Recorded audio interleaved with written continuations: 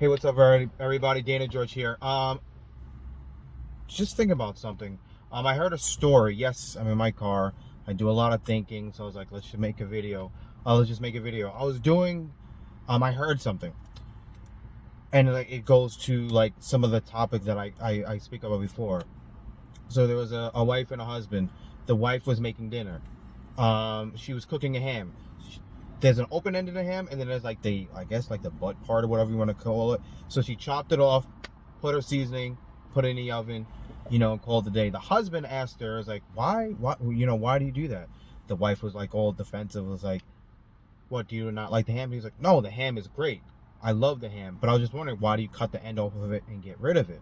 And she's like, "Well, that's part of my family's, traditional recipe." And she's like, well, I'm guessing that when you cut it off, the ingredients might soak in a little bit and it absorbs, whatever the case may be. So he's like, you I guess you really don't know.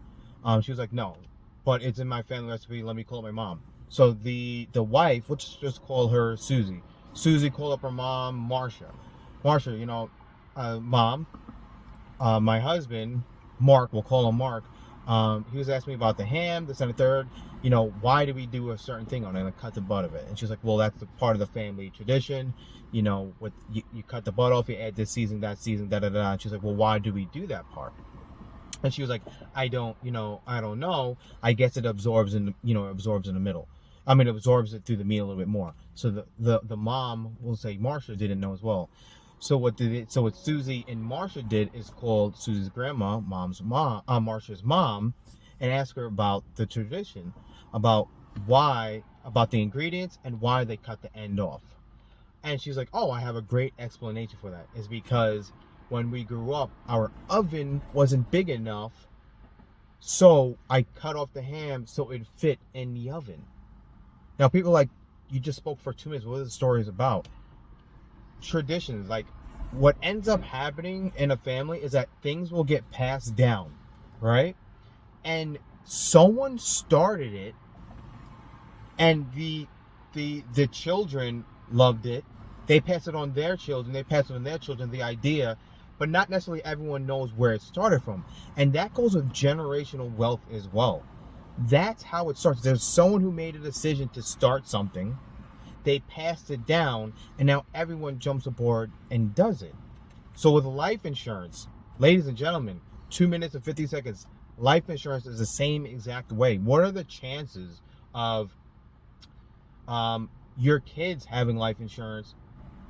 Is that you, as an adult, as a parent, as a responsible parent, you get life insurance, okay? You end up getting life insurance because we're all going to pass away. There's nothing we can do about it. We enter this life just to get out. That's just what it is.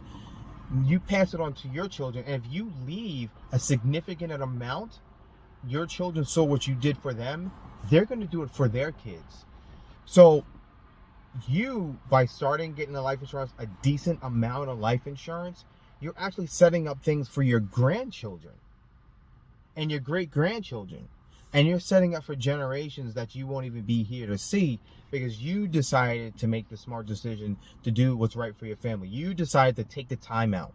You decided to put a couple dollars aside per month to take away from your Starbucks or your Netflix or whatever the case may be, to provide for the rest of your family, even though you're not here. That is the power of life insurance. So it goes in hand with the story that I just gave before, is that people might not necessarily know where the money started out in the family. Everyone just thinks, like, wow, our family has a lot of money.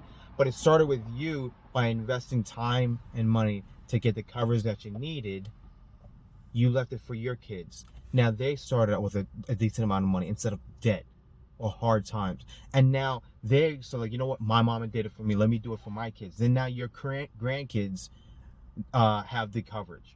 And then your grandkids do it for their grandkids. That is generational wealth, and that's how families grow strength when it comes to finances.